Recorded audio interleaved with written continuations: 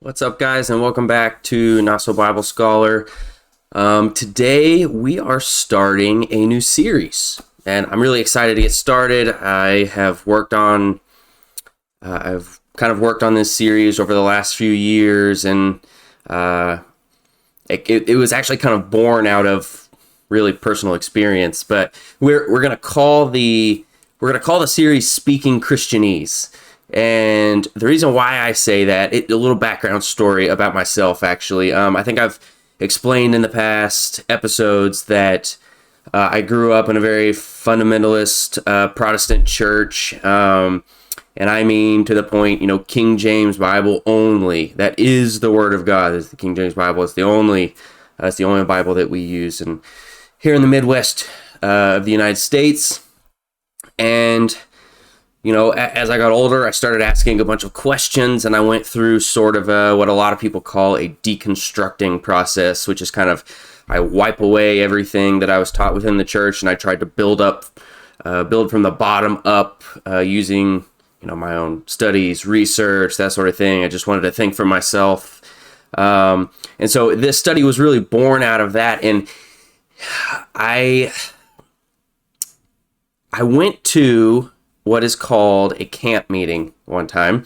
And here in the Midwest, a camp meeting is basically where a bunch of preachers, they get together and they essentially spend all day or 2 days or three, and they just preach to each other, And so you can imagine getting 20, 30 preachers together, pastors together, and they just one after another, just giving sermon after sermon after sermon.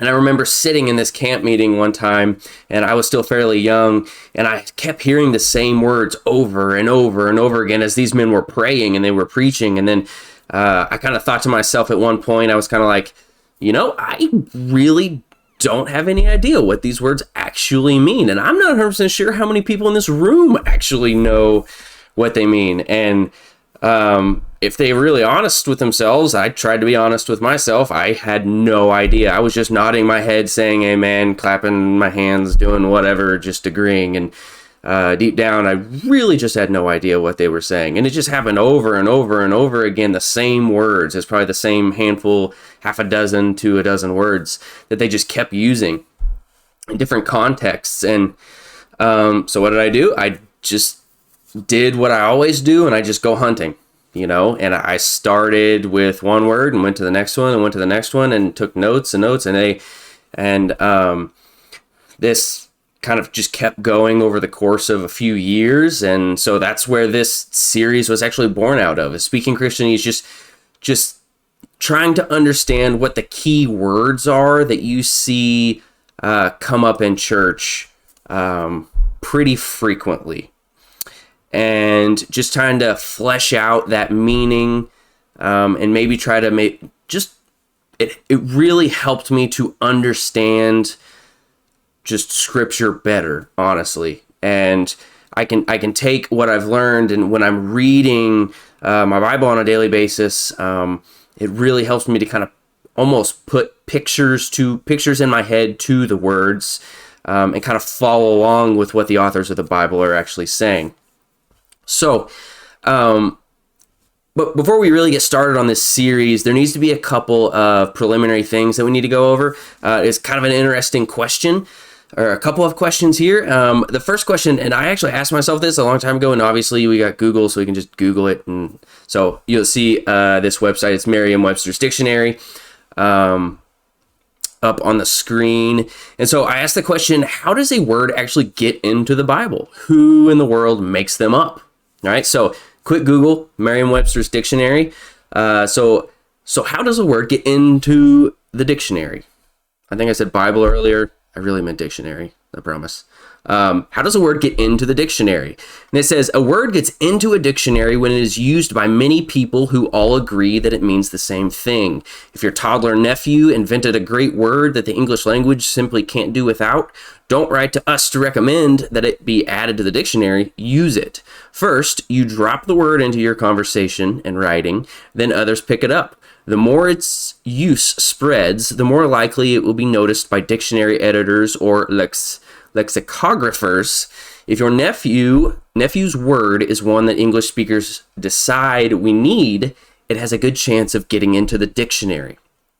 So a couple things to notice by this, and I also looked it up on dictionary.com, and it's basically the same thing. It's got 3 points. The word has to be relatively widely used, widely agreed upon meaning, and it has to have a meaning that will possibly stay for long periods of time. So to get into the dictionary, a word just has to really be used by a lot of people, right? And it kind of makes sense. I actually never thought of it that way. Is somebody just starts using a word, and when it becomes really popular, it gets added to the dictionary. So a couple quick observations here. A word's meaning comes about when really a large group of people take an utterance or a word and they apply it to some kind of, meaning, right? The meaning of words are created by people, just regular people. And when that word is used enough, it essentially becomes an actual word. So the meaning of words are just created by regular people, just like us. I could come up with a word right now, and as long as a lot of people use it and it gets around to the dictionary editors and the lexicographers, and it could be a word in the dictionary. So it's kind of interesting.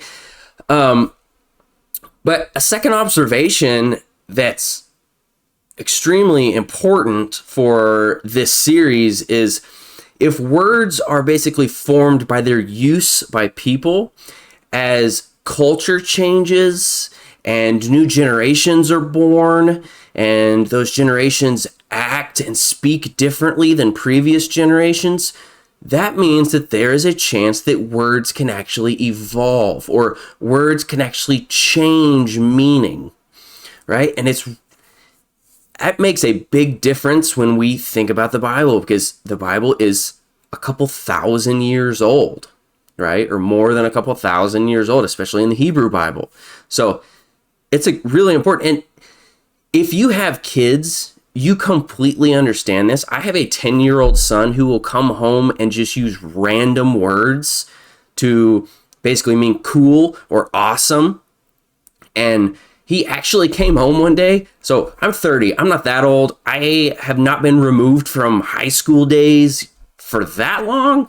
I mean, it's been a little, it's been 10, 12 years or so. But actually, holy cow, it's been like 14 years. But, I'm not removed. But he will come home and use these words. He actually used the word fetch one time. And anybody else who's around my age, if you have ever seen the movie Mean Girls, that is immediately what I thought of. And I don't care who you are, that was a funny movie.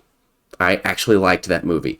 But he used the word fetch, and I'm like, oh my gosh, you gotta be kidding me. But because he is of a different generation and these cultures kind of change, he's using words that everybody in his age group is using, right? And he's using these words for different meanings than, say, what I really understood it to mean, and he'll come home with these random words that I really don't even know what to mean. I now have to start asking him what he means by some of these words, because I've given up trying to figure them all out. But so why is this important for the study of the Bible?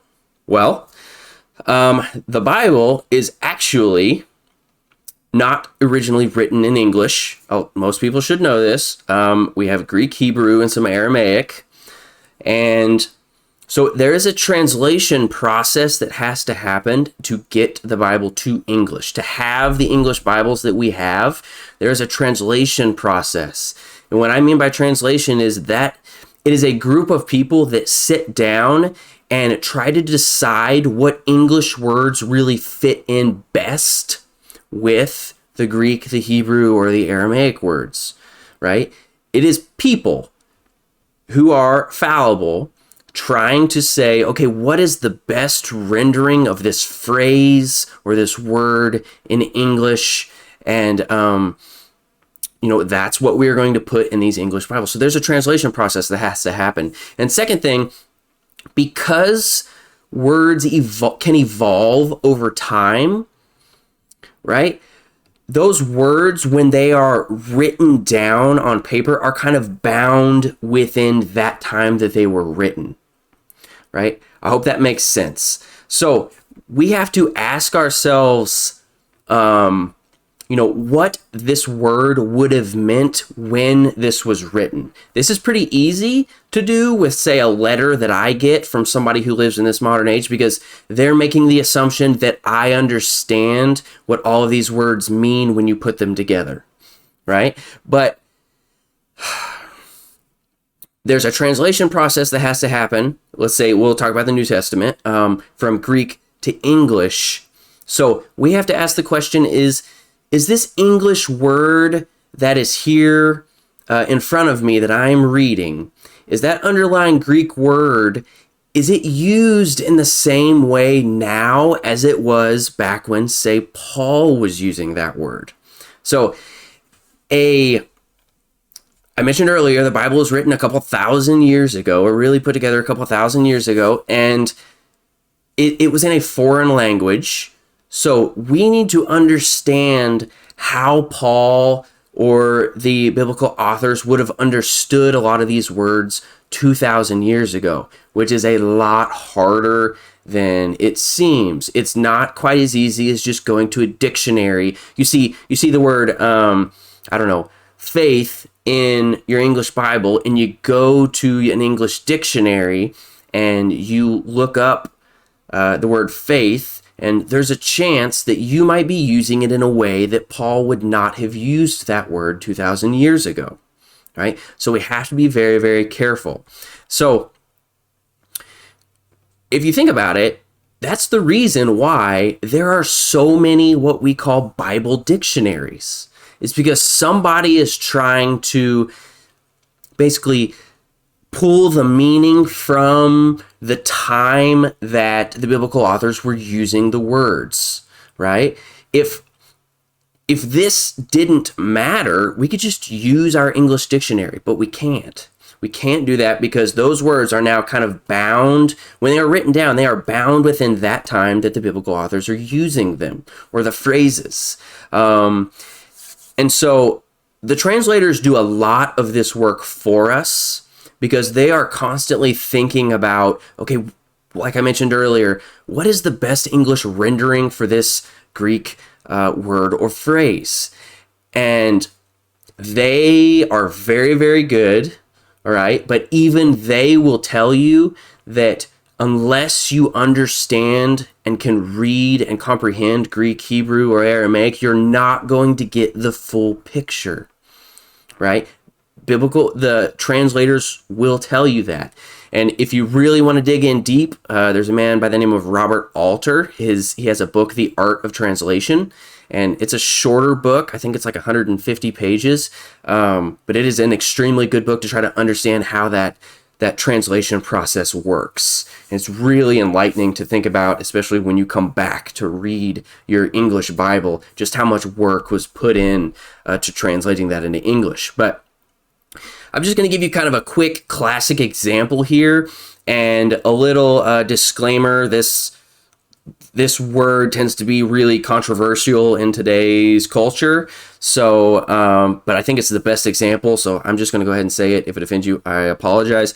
But the classic example is actually the word gay, right? So in our culture today, when you hear that word, it's almost like our minds are trained to automatically think about a same-sex relationship, because that's the way that our culture really uses that word, right? And it's used that way really, really frequently. So, but what if I read a letter or a book or listened to a song or played a song in the, let's say, 1940s, right? Let's say 50, 60, 70 years ago, and that word shows up, right? We have to ask the question, does that word mean the same thing then as it does now? More than likely not, because in that time, in that culture, when that word was bound to that letter, that book, or that song, right, it had a different meaning than what we really have today. So they would have, when you hear the word gay, say 50, 60, 70 years ago, they think of happy.